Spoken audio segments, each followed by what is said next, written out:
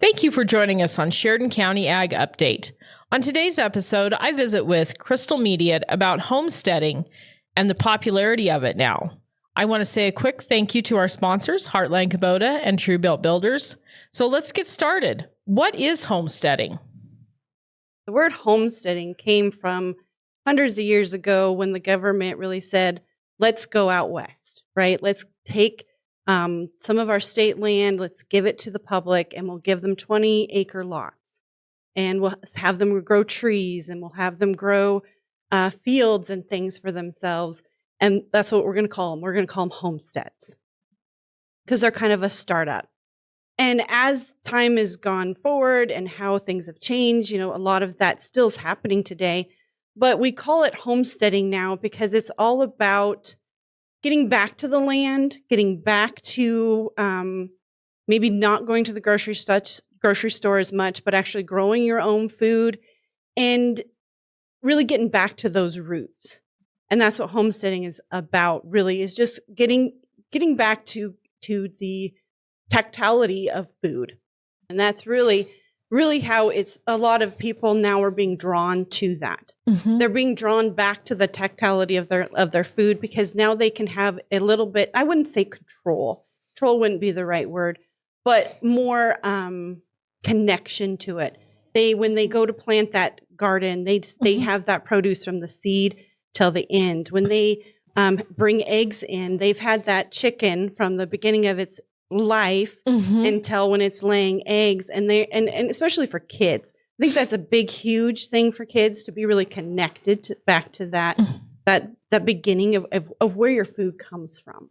And that's pretty much what homesteading is, and a little bit of self-sufficiency. I don't believe in the word self-sufficiency. I believe in community sufficiency, but it's about really connecting as a community, connecting back to our main source. I mean, we eat 3 times a day, right? We need food every day. And we get to connect back with that as well as other community people that are doing the same. Which kind of leads into where the farmers markets really have come from. And, I know that they have the Landons has one every Saturday. And then downtown, the Cross-Sea Dairy and Freedom Foods, they turned that into just kind of a big store farmers market all the time. Yes. Yeah. Where people that maybe don't want to venture. And I guess a lot of that really has to do with your levels of homesteading, because homesteading can be the big picture of going out and growing your own food, but it also could be the different way you source your food. It could be the different way you cook your food. It can be just a different way of approaching food so that it is maybe more healthy for your family and you're more connected to it. So yeah, these farmers markets are popping up because people are wanting to have that connection. And Cross-Sea Dairy is an amazing place to go in, especially as a homesteader, to go and sell things and also connect with the community. Well, and I know that I hate to say it, but COVID really kind of brought a lot of this to light for people to have the organic foods.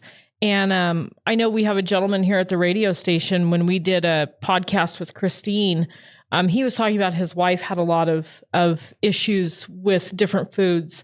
And she was actually able to go and she can now drink raw milk. And she was never able to drink milk before. And so it's really great that there's folks out there doing this that opens that up for maybe people who can't. You live in an apartment, maybe you can grow some herbs on your windowsill, but that's it. But there's these places that they can go. Right.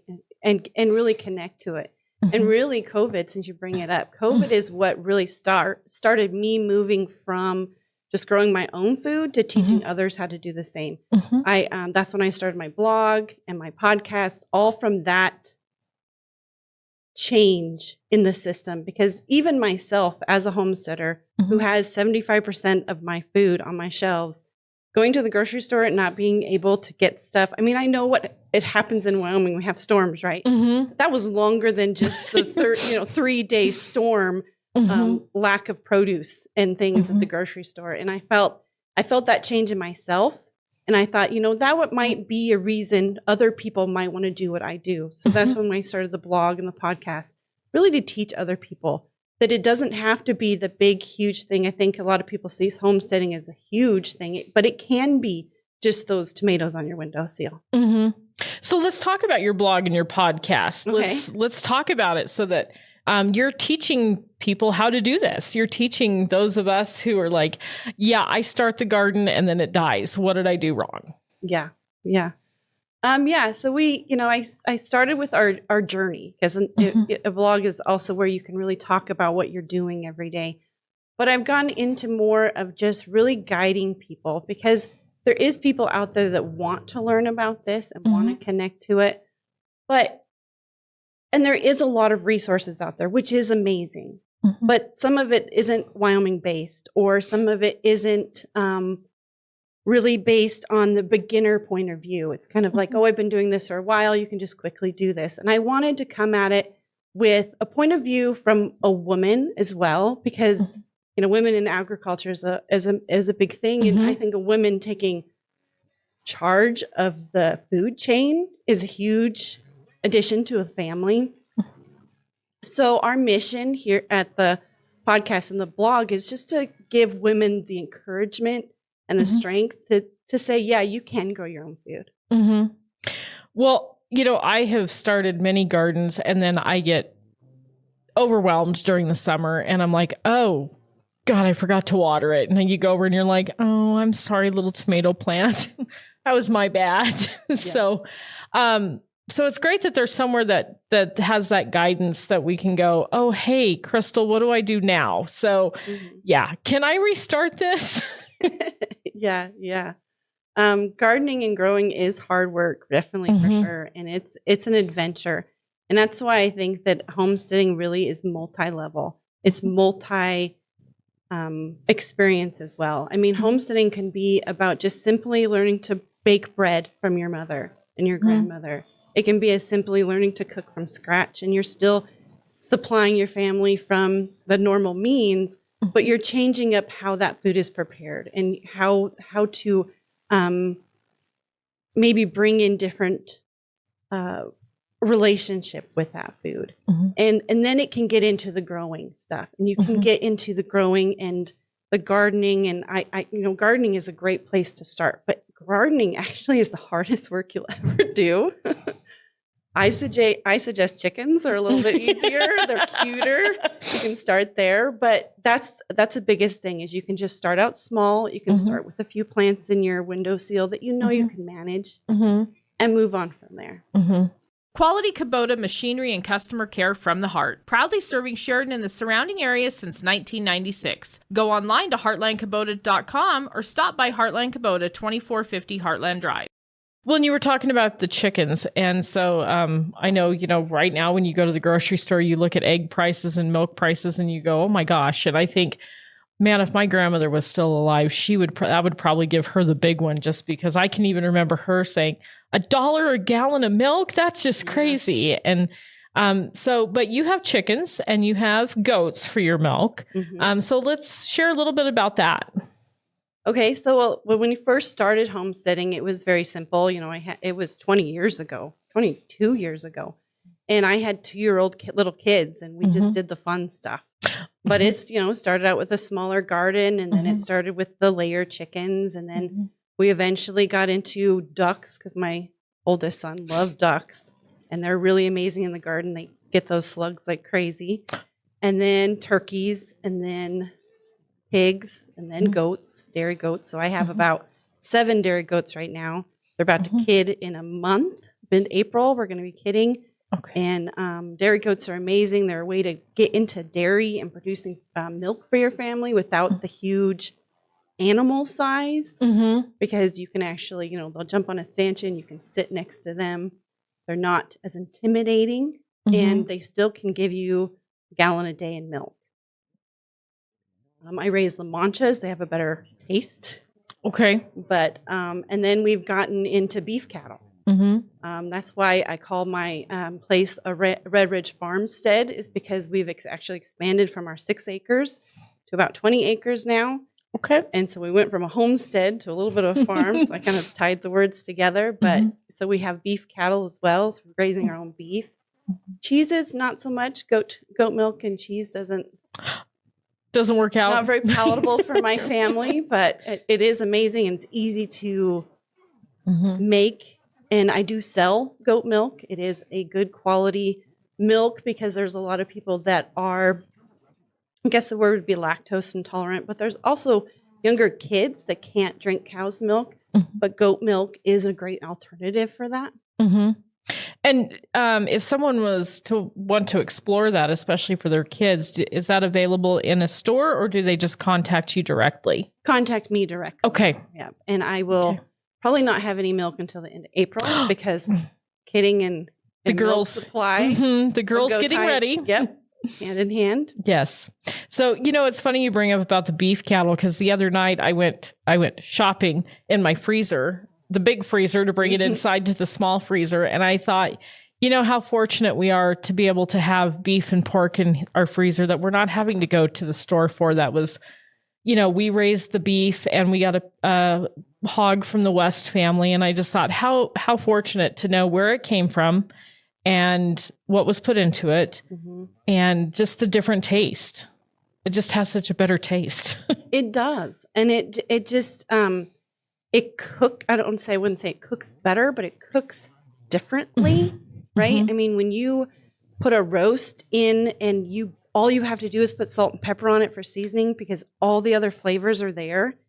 There's nothing else you have to do to it. And it just melts off the bone. It's different than when you're bringing it from the grocery store. You're going to have to change things up. And it's just because of the different ways it's processed. I'm not saying that's not a good way in any way. I mean, that's how you have to source your meats, and that's amazing. But home sourced or grown meat, or even knowing where your source is coming from, it's different. And I think that that's something that has really evolved over the last few years is people, they want to know where it's coming from. And I think, man, these poor kids that grow up in the city that have no clue, they're like, well, my groceries come through in the grocery store. They don't know where it actually came from, so it's really great that there's this hands-on learning. I see the greenhouses that the school is doing and letting the kids come in, and what a great source for maybe someone who doesn't have room to do that these kids get that experience. Yeah, and I think that's why a lot of people do get into homesteading and growing of their own food is because they want their kids to have that connection. Even in Wyoming, we're an agricultural center. I mean, when you go traveling anywhere, you see beef cattle everywhere. You see animals, but still there is situations where that's just there's not that connection. And homesteading and growing food, and even if it's the simplest thing of, I know I've supplied eggs to the local school when they hatch out eggs. And and I think they do it in 2nd or 3rd grade. And just seeing those kids see a baby chick jump out of that egg is just amazing. Well, and like you said, your kids, you started doing with this. Okay, take 2. You started doing this with your kids when they were younger. And now as they've gotten older, you continue to do it now. A great source of food for your family because you have teenage boys. So I'm sure that teenage boys... They eat a lot. It saves on the grocery bills, I'll tell you that. For sure. Making plans for building a new barn, shop, or commercial building? Don't do any planning without a call to Sheridan's premier post-frame building and homes builder, True Built Builders, online at truebuiltbuilders.com. So you were talking a little bit with the difference with the size of the goats and the cows, and goats are a little bit easier, but is there a difference in their milk and their quality? Yes, there is. So a lot of people that cannot drink cow's milk is because of that lactose. And there are cows that don't provide it. That's that A1, A2 you're talking about. It has lesser amounts in it. So people can get into that. But raw milk is a totally different area there. But with goats, they call it homogenized, which means that so when you go and you milk your cow, and you set that milk in the refrigerator, you can see a separation of cream and milk. Goat milk doesn't do that until almost 5, 6, 7 days later. And usually it's just very little because it's more homogenized, meaning it comes together more and stays together more. And so that makes it a little bit more palatable for some people that can't deal with that harsh heaviness of the cream. but it's still in the milk. So it still gives a high nutritional value, but it's not as heavy. Okay. So if someone is wanting to learn more, wants to get involved in this, how do they give us your information so they know how to get a hold of you and your website and your blog and all that kind of stuff? Okay. My website is redridgefarm.org. Okay. It's very simple. And then there you can connect to everything. My blog is on there. My podcast is on there. My courses are on there. The books that I've wrote are on there. That's probably my main source of where you can connect and find me on the internet. Okay. Do you offer any kind of like classes or just strictly through your website? Right now, I'm starting just strictly through my website, but I do have dreams of on-farm classes, especially getting into preserving and preserving your own food, because that can be done with your food or with food from the farmer's market and getting that shelf life for your produce, and even, how to butcher a chicken and all those type of classes. Yeah, my niece has announced that she wants to learn to can, and my stepmother and I are like, oh, okay. All right, because last time we did it was for my wedding, and we did a whole bunch of plum and choke cherry jelly, little jars for people to take home. I think filling those little jars was the worst part, and I've not canned since then. So, yeah, I go with quart size. Yeah, I understand why my grandma said bigger is better on the old canning side of things. It is a process. I mean, there's lots to learn there, and there's different stages, and that's why I always tell people that want to get into preserving food. Start with dehydrating. That's like the most simple thing you can do. I mean, you can have a nice table that's clean. You can put your herbs on there, wait for 3 weeks, and they're ready to go. I mean, you don't have to do much work. Right. And then you can move on to different levels of preserving.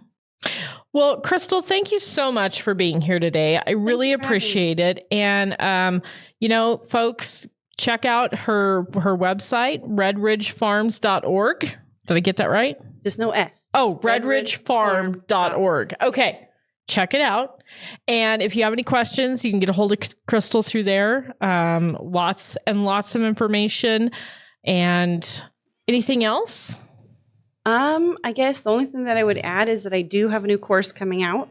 Okay. It's called The Abundant Table, and it talks about going from the seed and all the planning behind growing a garden and growing food to bringing it to the table. And then a new podcast called Growing with God is coming out next quarter. Okay. I'm going to be checking those things out because I'm growing stuff in my office to put in the ground at some point if it ever warms up. And so I will be checking that out because while I can get it from the seed to the ground, sometimes it's from the ground to the table that I have some issues with. Yes, ma'am. I might be calling you for help. This might be your first on-farm visit. That'd be amazing.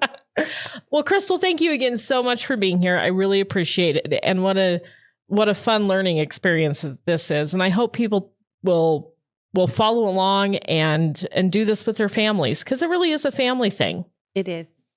Great. Well, thank you very much. And thank you to our sponsors, Heartland Kubota and True Built Builders. And check out SheridanMedia.com for more news, sports, and podcasts.